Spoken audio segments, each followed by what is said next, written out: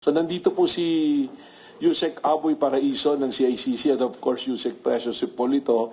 This is in connection with the case to be filed against Attorney Harold Respicio, Vice Mayor from Isabela, for his behavior sa social media. So ang tinitingnan nating kaso rito is inciting to seditions, rebellion, and unlawful use of means of publications, unlawful utterances. So,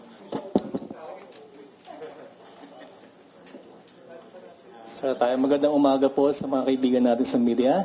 Today's press conference pertains to the filing of criminal and administrative charges in connection with recent incidents involving alleged violations of existing laws and regulations governing online conduct and public statements. Joining us today are Yusek Aboy Paraiso of the Cybercrime Investigation and Coordinating Center, Director Melvin Matibag of the NBI, and Yusek Precious Hipolito Castello of the Presidential Communication Office. May we now respectfully ask Director Matibag. magandang umaga sa inyong lahat. Una sa lahat, kamusta na kayo lahat? Ha? Kamustahin ko muna kayo at alam ko masyadong marami kayong ginagawa this week, ano?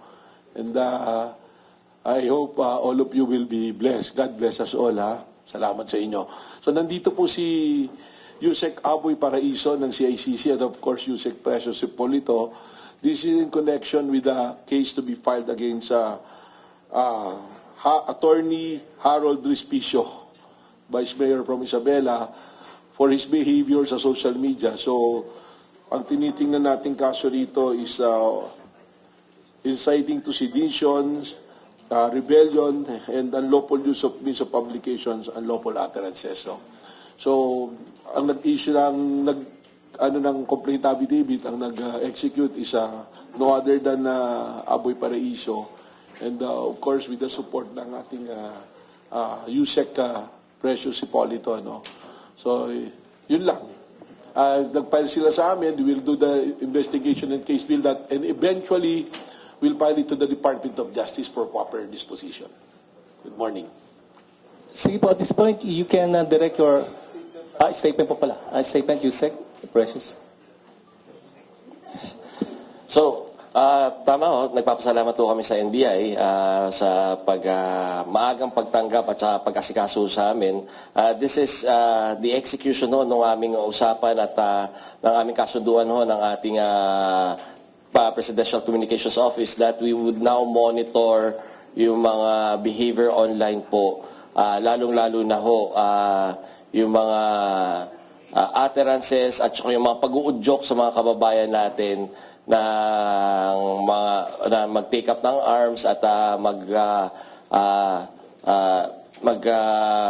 udyok ng damdamin ng ating kababayan na magalit sa ating pamahalaan at gumawa ng karahasan. Uulitin namin, hindi ito hakbang para sikilin ang malayang karapatan ng ating mga kababayan sa kanilang pamamagitan. Lalabas na sa loobin, pero gaya nga ho nung sinabi ni Director Melvin, ito ho yung ang threshold ho nito pag lumagpas na yung rights nila of expression and crosses the boundaries of eto na, inciting to sedition, inciting to rebellion, yung mga cybercrimes na ho natin. Maraming salamat po. Salamat po. Magandang umaga po sa ating lahat at maraming salamat po kay NBI Director Attorney Melvin Matibag sa pagtanggap po ng paghahain po na ito. At ganun din po kay CICC Yusek Aboy at sa inyo pong lahat.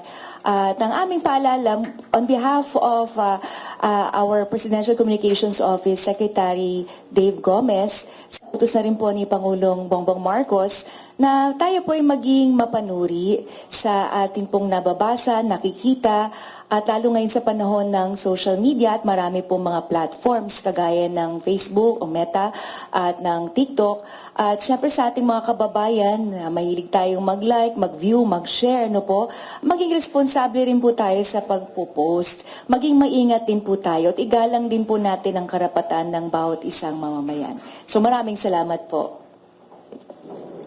Okay. I-highlight, no, bakit pumasok dun sa sedition and rebellion, ano. I-quote ko lang yung paragraph 7 ng complaint affidavit ni Yusek Aboy, no? So, eto, preserve na lahat ng evidence nito, meron na lahat tayo. So, what will NBI do? Will subpoena Attorney Respicio dito sa NBI to give him the opportunity to explain yung side niya. Pero, i-quote ko lang yun sa paragraph 7. Ito yung sa isang event na sinabi niya. Attorney Respicio, sabi niya, baka mautak itong mga ito. Baka ituloy pa talaga nilang hindi patakbo yung si VP Sara. Posible, di ba? Sumagot yung audience, malamang. Attorney Respicio, pero posible bang patayin? Oh, posible, oo. Tapos sabi ni Atty. Respicio, ito ang tanong na seryoso. Kapag hindi na gumagana ang foundational principle ng ating constitution ng demokrasya, ano ang sagot? Revolusyon. Tapos sabi ni Atty. Respicio, revolusyon. Atty. Respicio, baliwalain natin ang konstitusyon, di ba? Atty. Respicio, so willing ba kayong magrevolusyon? Sumagot yung audience, oh, wow, willing ba kayong mamatay? Oo. Yun yung sagutan noon na pag tinignan mo yung elements ng mga crimes na binanggit namin, ando dun lahat pasok lahat. At isa siyang abogado. So, hindi rin maalis dito na maaari siyang kasuhan ng disbarment sa Integrated Bar of the Philippines. So, dun lang muna, ang gagawin nga natin, papasabwina si Atty. Respicio to hear his side. After that, we will make a recommendation and eventually, kung ano yung findings, we'll file a complaint to the Department of Justice. In fact, I have to commend Yusek Aboy na directly he can file it to the Department of Justice for prosecution, but he seek the assistance of the Bureau for the case build-up at mabigyan din ng chance si Atty. Respicio na makapagsalita. And I have to reiterate, this is not, sabihin na naman, we are curtailing freedom of expression. Tandaan po natin, lahat po ng ating karapatan may katumbas po na responsibilidad. At pag yung karapatan ay lumalabag na sa batas, ito ay hindi na karapatan. Ito ay pang-aabuso na at paglabag sa batas. We have to set an example, lalong-lalo na sa mga kabataan, na yung social media platform, gaya ng sinabi ni Yusek Precious, hindi dapat gamitin para sa mga illegal na gawain. At ang NBI po, katuwang po, ang PCO at ang ating pong CICC, we will make sure that we promote law and order po dito sa ating pong bansa. Salamat po. I may now direct your questions to Nang from Manila Standard. Hi, Direk. Hello, good morning. I'd like to ask, saang korte po na-raffle ang kaso po na ito laban kay Atty. Respicio? Wala pa pong korte. Nag-file nga po ng complaint affidavit si Yusek Aboy dito sa NBI for us to make a case build-up and give opportunity to Atty. Respicio to say his part, to mention his side. And eventually, if we find that there is a reasonable belief for us that there will be yung probable cause, yung standard ng reasonable certainty of conviction, ay nandyan, we will elevate it to the Department of Justice sa National Prosecution I Service. see. Attorney Paraiso, will you also plan to file further charges on certain personalities na kaalyado ni Atty. Respicio? Because nung panahon na andun yung naging arrest attempt kay Senator De La Rosa, may mga posts ang isang kongresista na may mga namamatay na raw sa loob ng Senado, to which it was debunked naman later on. So do you plan to file cases against those personalities? Kami magpa-file kami ng mga complaints at hayaan natin ang NBI ang mag-imbestiga. Pero before, like this particular case po, bago namin ipinasa, pinapreserve na namin yung ebidensya, pinapreserve na namin sa social media platforms. Kaya kahit magbura sila, hindi nila maitatago yung mga ginawa nila. And just to answer your question specifically, yes, we are contemplating on filing cases for alarms and scandals naman po against that particular individual who posted, not in his capacity as a lawmaker, but in his capacity as a netizen, as an individual po. Okay.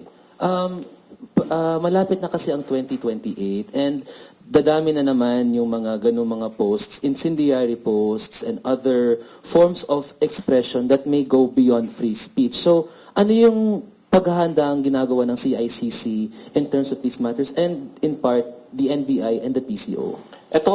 Itong ginagawa natin, this is in furtherance nung MOA na nilagdaan ng PCO, ng DOJ at ng DICT. Alam niyo naman ang NBI is an attached agency of the DOJ at ang CICC is an attached agency of the DICT So ito yung kampanya, ito yung katuparan, ito yung execution ng kampanya natin not against fake news but false information. At ang tinethreshold na, ang ginagawa na ho natin threshold, those posts, those expressions na nag-i-incite na ng kaharasan. At ito yung mga expressions na pag nagbabatayan ng mga kababayan natin ng mga opinion nila, yung pinag-aalab yung damdamin nila. Pero ang batayan ng mga damdamin, yung galit nila sa atin is maling information. So maybe si Director at si Yusek Precious would care to rin do sa tanong na yan. Thank you po.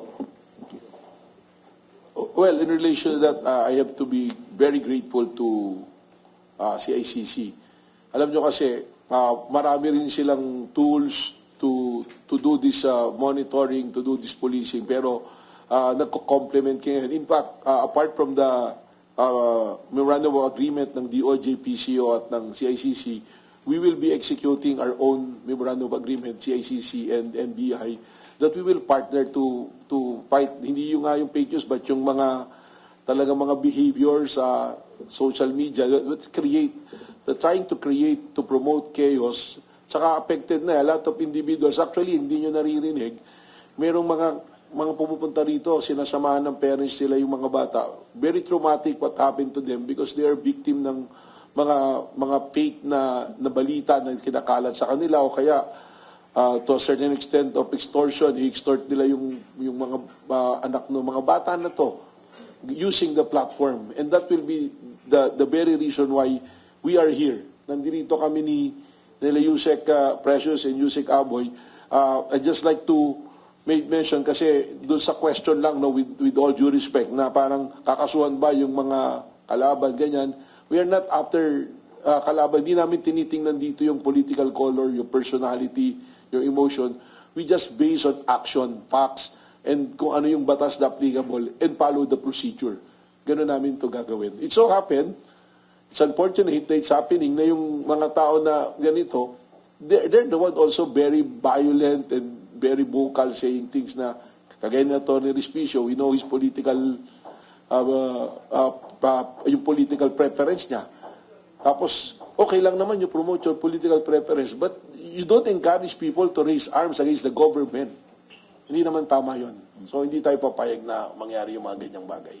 Last na pahabol po on my part. Are we anticipating any incendiary or similar remarks now that the DOJ has earlier said na pwede nang mag-carry out ng operations to arrest Senator De La Rosa? Are we anticipating any incendiary posts online that would portray that would paint in a negative light, paint law enforcement agencies in a negative light? Well, it's happening. Hindi, even before the announcement, gano'n na yung nangyayari. No? The NBI is under attack bago pa nangyari yung announcement ng pag-arrest. No? But now, nung nag-settle na yung dust, all the smoke is gone, alam niyo from the media, alam niyo lahat that NBI was very truthful from the start. Yeah. Thank you.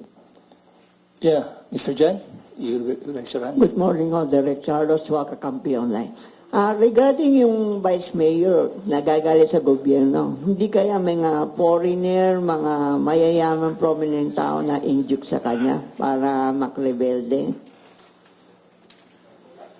That will be an assumption, no? What will entail additional investigation. No? We don't want to name somebody na hindi naman kasama rito. No? Sabi ko nga, we will base our action on facts na in relation to the law and sigurado na nasa proseso. So we don't want to name names, we don't want to create speculation. Ayaw namin gawin yung sasabihin namin na inutos itong taong to, pagpapatay kayo, wala naman palang ganun and wala namang ebidensya. Dapat lagi tayo may ebidensya dahil hindi nagsisinungaling ang ebidensya. Direk, meron kayang malaking grupo sumusuport ang ating mga Philippine Army, PNP, kaya ganyan kalakas sa loob na humikayat ng taong bayan rebelde sa ating gobyerno? Well, sa ngayon, yung complaint, zero in on Atty. Respicio. So siya yung imbestigahan natin. If during the investigation, there are personalities na banggitin siya or may events na banggitin siya, the NBI will not hesitate to pursue kung ano yung lead na yan. But in the meantime, we focus on the case filed against Atty. Respicio. Kasi base doon sa complaint affidavit, upon reading it, malinaw eh. Kaya nga sabi ko, I have to commend Yusek Aboy because pwede naman yan diretso na i-file to sa DOJ, kumpleto na eh. Even the evidence were already preserved. So ang sabi lang, we'll giving opportunity para hindi masabi na minamadali. So every opportunity, nandun tayo sa due process natin na gagawin. So yung sinasabi na baka may ibang grupo, that is a possibility, but sabi ko nga, we will act based on evidence. Thank you, Derek. Si Mr. John muna, John Consulta. John Consulta po, GMA News. With the indulgence of Yusek Aboy, sir, I'd like to address this question to you. Sir, bukod po doon sa binanggit po kanina ni Director, na specific instance kung saan po mayroong nakikitang possibility ng panghihikayat sa ating mga taong bayan to act on something that he said. Meron pa po ba kayo specific instances na nakita po, mga posts or log na meron pong kahalintulad na mabigat po na repercussion na kanya pong ginawang aksyon? So, are we talking about the same person doon Yes, sa sir. post niya? Yeah, doon sa Facebook page niya, tsaka doon sa mga other social media channels niya, we have seen other posts. So, kini-case build up pa rin namin para pag pinasa namin ho sa NBI, medyo kompleto na ho. Again, this is born out of a partnership. Kami naman ho ni Director Melvin, even first day pa lang niya ho, siguro mga ilang araw pa lang ho siya dito, nakabisita na ho, nag-form na ho kami ng partnership. Sabi ko, even without that particular MOA, maganda na ho yung ugnayan natin.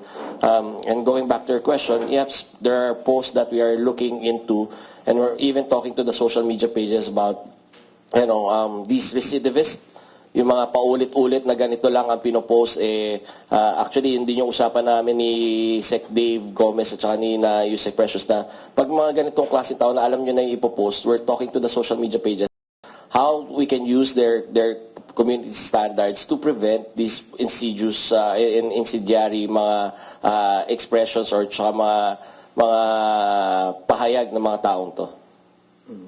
To Director Melvin Matibag po, sir. Halimbawa po na doon po sa ating specific na binasa po kanina na apparently pagtatawag ng action in case po na hindi po nasunod yung nangyari. What if ang feedback po, sir, will be hindi naman talaga seryosong bantayon but pabiro lang? No? What will be your take on that, sir? Alam niyo po, mahirap kasing gawing biro when it comes to national security. At saka nagiging pattern Ang lagi na lang magiging, ang hindi po depensa yung biro The elements are there. Nagkaroon ng pagpupulong, nanawagan siya. Hindi naman po importante na yung respond na hindi pero yung papanawagan, doon po papasok na yung kaso. At the very least, violation ng Cybercrime Act of 2012 May siguradong may violation po. At the very least, kung wala siyang criminal responsibility, as a lawyer, meron po kami tinatawag na Code of Professional Responsibility, yung CPRA po namin. Papasok pa rin po doon. Ang takeaway po dito is we want our people to be responsible in using the social media platform. Kasi every time na may sasabihin kami mga taong naapektuhan, maaaring hindi natin nakita eventually kung ano yung ginawa. Nung isang araw, meron ako inaaral, may dalang baril talaga. Pumasok sa amin yun, pinasa na rin namin sa CICC, nawagan na pupuntahan sila sa Mindanao, makipagbarilan sila, isang baril lang daw sa presidente. These things happening. Bakit ganun na ngayon? Ito na ba yung standard natin ngayon? Kaya nandito tayo, kaya may NBI, kaya may PNP. Kaya may law enforcement. Because we need law and order. We don't want our people to, yung mga young generation natin seeing this, na parang yun ay magiging standard. Pag hindi natin sinita, hinayaan natin, walang panagot, yung mali magiging tama na sa paningin ng marami. And we don't like that to happen. Opo. The last note na lang po, Director, doon po sa binanggit niyo po mga posibleng isang pangreklamo po laban sa kanya, ano po yung karampatang parusa na maaari po niyang harapin sakasakali pong lumusot po sa ating pong pagsukat ng ebidensya yung kanya pong mga ginawa? Iba't ibang penalty ito, ranging from prison correctional to prison mayor. So, more than 6 years to 20 years na maka-penalty nito. So, pag yung 1175, it will qualify, mas tataas pa yung penalty. So, 1 degree higher kaagad yung penalty. So, mga 20 years na imprisonment. Yun po ba, sir, ay per post, isang count So, iba pang post, a different count every po yun? action, isang bilang ng kaso yun. Okay po. Maraming salamat po. Thank you, sir. Gerald Dulep po ng DZXL News. Attorney, may kapopost lang kanina si Attorney Respicio na video. Pinagmumura po kayo. Anong action nyo dito? Magpa-file kayo ng separate na kaso? Well, papaaral ko rin sa CICC, pero alam mo, minsan, yung mga mura-mura hindi na tumatago sa akin kasi mga tapang ba sa Facebook, pero pagkaharap mo naman, nakikita mo naman na iba naman yung pakikitungo sa'yo. Pero doon nga ako babalik. This is not about me. This is about protecting law and order, promoting law and order. So, hindi personal sa akin, kundi yung action na dapat panagutin yung mga tao para hindi pamarisan at hindi yun ang maging basihan ng tama. Kasi parang ngayon, okay na lang magmura ka ng magmura eh. Di ba? Hindi man lang tayo muna kamustahin kung bakit natin nagawa yun, di ba? Sana kamustahin man lang muna bago tayo mura-murahin, hindi ba? May gano'n. May namomonitor, yung CICC po, may namomonitor pa ba kayong ibang mga post sa Facebook na may kaugnayan or kapareho nung post ni Attorney Respicio? Marami ho actually, and in due time we would file them. Like I said, no, even the event nung Wednesday of last week during the raucous in the Senate, may mga na-monitor tayo na nag-i-incite din na mag-commit ng violence. And I'd like to reiterate yung sinasabi ni Director Melvin na this is no longer a behavior we can tolerate on social media. In fact, tinitingnan yung mga attack. Parang ang ginagawa nila parang dinidisregard nila yung traditional media na wag paniwalaan kayo at sila lang ang paniwalaan at and they're using their platforms not only to discredit the traditional media, but to promote their own agendas, promote their own narratives. At madalas ang naratibo na yan is mag-commit ng violence, mag-take up ng arms. So, marami ho tayong tinitingnan ngayon. At siguro ito magsilbing babala sa inyo na ang PCO, ang NBI ang CICC nakabantay na sa mga post ninyo na mayroon na tayong sukatan na ginagamit para naman hindi na, pag lumagpas kayo sa sukatan na to, hindi na siguro tama na palagpasin pa kayo at talagang dapat maging accountable tayo doon sa mga pinopost natin. Last na lang po dahil naging grounds noong sa disbarment ni Attorney Larry Gadon yung pagmumura niya sa media, basta yung mga talagang maanghang na salita, na-disbar siya. Pwede bang maging grounds ng disbarment itong mga salita ni Attorney Respicio at may magpa-file ba sa inyo ng disbarment? Yep, all the more reason, di ba? Parang ito nga, yung tama ho kayo, si Secretary Gadon nga, ang kaso niya for disbarment is yung pag-atake at pagmumura, conduct unbecoming of a lawyer nung nagmura siya sa media. Paano pa ho to? Commission na ho ng crime to. Diba? So, and you're correct. We will be filing disbarment cases sooner rather than later. Okay po. Thank you po. And siguro limit natin questions sa 2 questions lang, brother, para marami mapagtanong. Salamat. Hi sir, magandang araw po. Grant Hilario from Bombo Radio. Sir, bukod po kay Attorney Harold Respicio, alam po natin that the current issue po ngayon ay yung pagtask po na arestoy na si Senador Bato de la Rosa. Sir, kumusta po yung monitoring natin na kung meron man po nagpapakalat ng maling impormasyon o nagpo-post online about sa locations ni Senador Bato de la Rosa? May ganun ba tayong monitoring, sir? Kami naman pinapaubayan namin mas gamay ng ating NBI at law enforcement agencies yung ganyang bagay. If you're talking about, if you're asking me and the PCO, if you're monitoring yung mga fake news about his location, kami wala. Kay Yusek Precious, baka minomonitor kayo. So far, dudugtungan ko lang po, yung sinabi kanina ni Yusek Aboy earlier, nagkaroon po ng proyekto ang PCO sa panguna ni Secretary Dave Gomez, yung pong Oplan kontra fake news. Nagkaroon po tayo ng Memorandum of Agreement signing, kasama po yung mga publishers natin, gayon din po ang DOJ, ang DICT. At sa mga susunod pa po ay yung ating mga kasamahan sa KBP, Kapisanan ng Broadcasters, ganun din po yung social media platforms. As to the monitoring po, meron po tayong tinatawag na Oplan Contra Fake News Desk, na kung saan pag meron tayong natatanggap po na report, agad-agad ay fino-forward po natin yan, minomonitor po together with Meta at iba't iba po nating mga platform.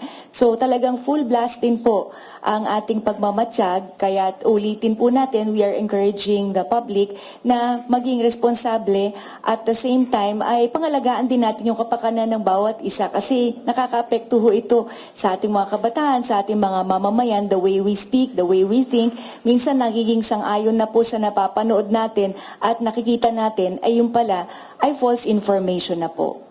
Thank you. Kay Director po, alam po natin na seryoso po yung paghahanap natin kay Senador De La Rosa.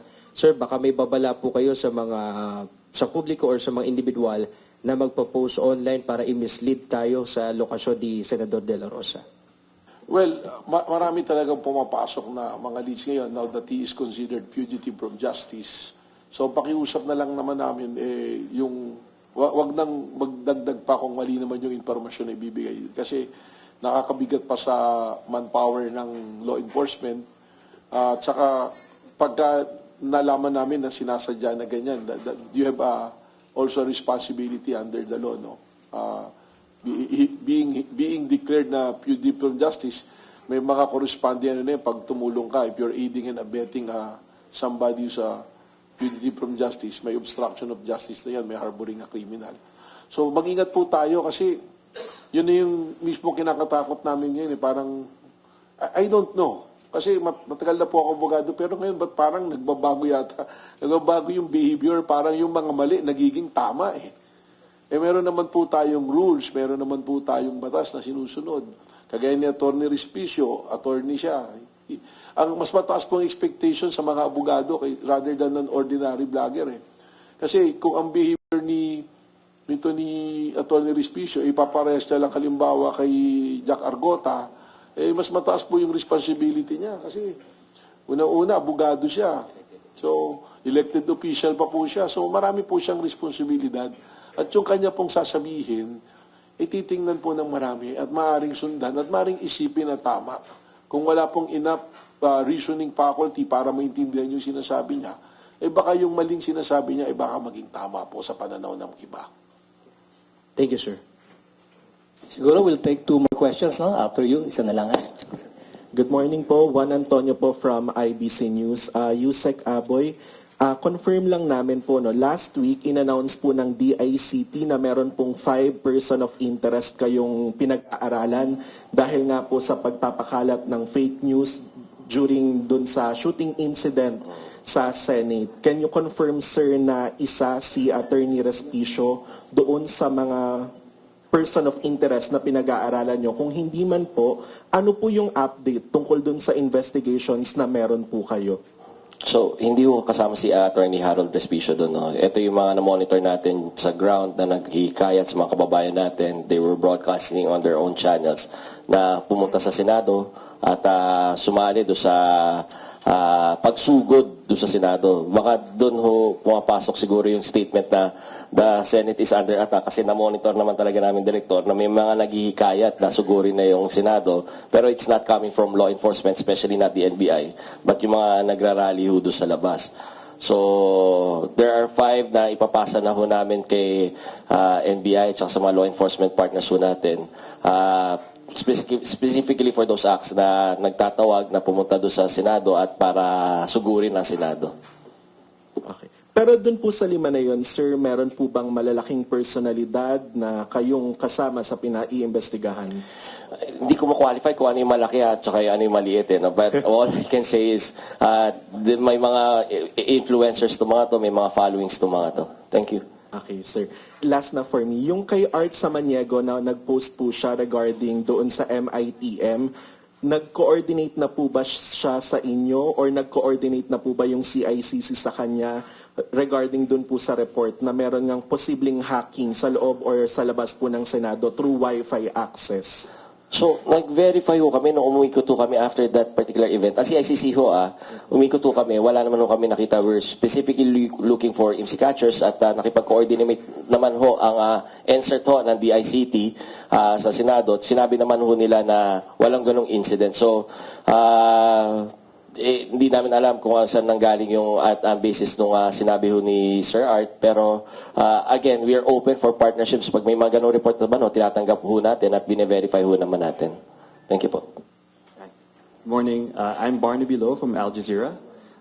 Since I'm probably going to be one of the last persons asking questions, I know there are burning questions here, and I'll take one for the team.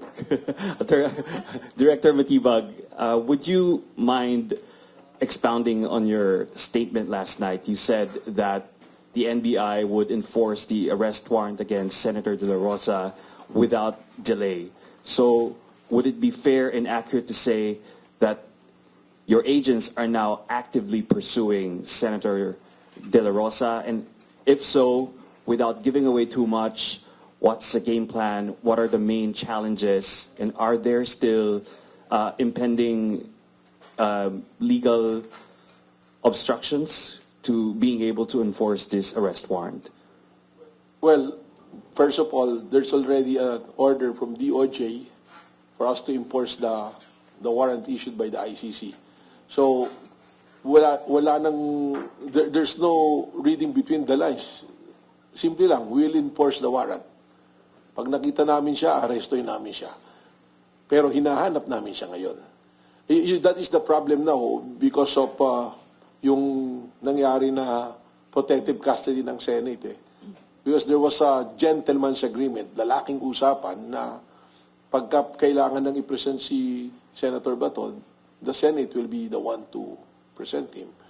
Now that there is no TRO na binigay, ibig sabihin, walang status quo ante na binigay, ibig sabihin, the warrant is valid. It can be enforced. So, wala na kaming explanation na bibigay. If there's an ongoing actions that we are undertaking, of course, there's a dedicated teams to look after him. And we will arrest him. Basta nakita namin siya. And this is a nationwide operation. NBI is located, meron kaming offices located nationwide, and that is an order to every law enforcement agent of the NBI. And I think the same way with the Philippine National Police. Are you working within a specific timeline? Are we looking at weeks, months? We don't have a timeline because if we will see him today, we will arrest him today. If we will see him tomorrow or next week, we will arrest him. But we are right now looking for him. Kung paano siya umalis noon sa Senado, we're tracking it back now. Thank you. Clarification lang po, Attorney. RR po ulit from PTV4. Attorney, I understand na sabi po ng Supreme Court na wala pong pumipigil sa government na arestuhin si Bato de la Rosa. But clarification lang po na hindi na po natin hihintayin yung complete na Supreme Court ruling on Monday sa pag-implement ng arrest warrant. Well, with that matter, it's the DOJ yan eh. We are the law enforcement. It's the DOJ who probably will answer on the legalities. There's an order from the Department of Justice to arrest Senator Bato. As a law enforcement group, we will enforce the order of the Department of Justice. Mhm. Next question po, Attorney. Baka lang po meron po kayong knowledge kasi sabi po kahapon ng DOJ, as far as they know, meron na pong papers regarding sa Interpol Red Notice. So, meron na po ba or kailan po nag-apply yung government? Well, I think it's the DOJ also should answer that question. On the matter of law enforcement, we'll answer it as long as it will not compromise the ongoing operation. Pero we confirm po, Attorney, na meron po talaga. There is a valid warrant that can be enforced. Meron pong yung Interpol Red Notice po. It's the DOJ who made that statement. I think I'm not in the position to answer your question. I apologize for that. Thank you po. Last lang si Miss Billionaria. Hi, Director. Chilem Prido from Abante. Kamusta po kayo? Nangungulit lagi sa'yo. Hindi ako iiyak, Director. Director, ano kaya yung sa tingin natin na magiging hadlang o mahirap na para mahuli agad si Senator Bato? Yung ano natin? Bukod sa mabilis ang tumakbo, siyempre hinahanap natin siya ngayon. No? So, the challenge is he's from the law enforcement. So he knows how law enforcement think and move. No? But of course, eventually, yung mga ganyang bagay naman, you can never escape the long arm of the law. So, mahanap at mahanap ka. It goes also to the other fugitives from justice. So, aabot at aabot tayo dyan sa sitwasyon na yan. Just like yesterday, 16 years siya na nagtatago, we were able to arrest it. So, meron naman. Yun nangyari. Kaya lang, siyempre, we want it sooner than later. But we are positive. Well, we're always positive in the law enforcement because at the end of the day, we have to promote law and order. Pero nasa loob pa daw ng bansa. Hindi ko masasabi yan, pero I'm sure wala namang report pa from Bureau of Immigration na lumabas siya. So if you will base on that, nandito pa siya. Thank you, Attorney. Sir, umilit pa si Miss Billonara Channel ko pa daw po. Sir, good morning. From a law Kamusta enforcement. ka? Okay po. Okay. Kamusta ka, sir? Okay naman po. Okay naman. Okay po. From a law enforcement standpoint and the legal standpoint, can you serve the warrant to the legal counsel? Well, ngayon lang ako nakarinig ng ganun. Unless yung abogado, siya yung aarestuhin at willing magpakulong, pwede yun. Pero no, because the warrant should be served personally. That is under the rules of court. Hindi ko alam kung saan nanggaling yung idea na ibigay mo sa abogado at siya magsiserve. Baka nagkaroon lang ng mix-up, no, na yung subpoena, yung summons sa warrant. Iba po yung warrant. The warrant of arrest under the rules of court should be received personally by the one being arrested. I said no, kasi patagal na akong nag-law school, baka yung mga bagong lawyer may naturo sa kanilang bago, no? Pero to my knowledge, wala. May bagong lawyer. Wala naman, no, attorney, no? So, ganun pa rin. Kailangan personally, no? Alam ko naman yung sinasabi mo, ikaw naman talaga, ho. Sir, last na. Sir, sususugan ko lang yung tanong ni Chill kanina. Ano yung possibility Senator Bato ng bansa through a backdoor channel po? I hope I can answer that kasi sa law enforcement kami, hindi ko naman pwedeng ma-second guess yung behavior. But ang sinasabi ko lang nga, if we will base it on the records of Bureau of Immigration, walang records pa, no? But you have to, of course, you have to remember yung geographical setup ng Pilipinas, di ba? There are a lot of points of entries and exits. Pero, di ba? So ako na lang, I have to appeal kay Senator Bato, baka nanonood siya. Mas maganda siguro, sumuko na lang siya. Kasi dalawang bagay naman yan eh. Arestuhin ka o sumuko ka. So here's an option na sumuko. Sir, officially nag-launch na yung NBI ng manhunt operation.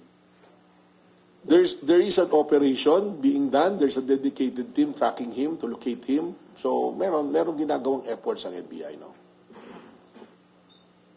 Hi, Direk. I'm Jipo from Inquirer. Direk, pahabol lang. If ever po na yung warrant nga po ay ma-serve na, ano po yung i-expect ng public? Where will he be detained po first? Or i-detain po ba muna siya or ita-transfer na sa ICC katulad ng nangyari kay Express Duterte? Once the law enforcement got hold of Senator Bato, na-aresto siya, ang next step namin will turn over it to the Department of Justice. And from there, the Department of Justice will be the one to take care of Senator Bato. And meron po ba kayong panawagan sa public na kunyari tumulong sa paghahanap kay Senator Bato? Well, hindi na siguro kailangan manawagan ng law enforcement because it's our obligation as a citizens of the country to help kung mayroong mga fugitive from justice na alam natin, to help us. To help the law enforcement to arrest. Lalong-lalo na alam naman natin maraming biktima, no? So we have to, nakita nyo ba yung parang hindi naman na makapagsalita yung mga namatay eh. So this is the process that he has to face. So kailangan sumuko siya and to the public na mayroong knowledge na pwede niyong itulong sa law enforcement, I urge you to help the law enforcement to locate and arrest Senator. Director, patong sa ulo. Mag-recommend pa kayo kay LG? Patong sa ulo, ano, buhok ba yung tinatanong mo? Ano?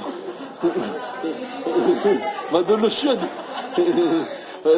It's not for me to answer, but as sabihin ko lang nga talaga, DILG, we have a dedicated team. We are an ongoing operation to locate Senator Bato. Sir, kung makalabas siya ng bansa through barko papuntang Brunei or Malaysia, will you recommend to the DOJ na maglabas na ng HPO kasi meron ng ilbong nilabas earlier on? Well, ano na yan that is already, yung question nyo kasi meron na tayong, presumption tayo, ano yan, mahirap sagutin yan kasi hindi pa naman nangyayari So right now, I'll go back to what I'm saying, there is an order of DOJ for us to arrest Senator Bato, so we have a team, dedicated teams to locate him and arrest Senator Bato. Direct last na pinapatanong lang, magkakaroon daw po ba ng like wanted posters? Wanted posters for Senator Marami na Bato? nagpo-post Pinapatanong lang. Marami nang nagpo-post, diba? May mga gumawa na, no? So, ang hirap nun, is now fugitive from justice, he has to answer the law, no? Galing siyang law enforcement. So, I think, dapat alam niya kung ano yung tama niyang gawin. Sir, sorry, last na.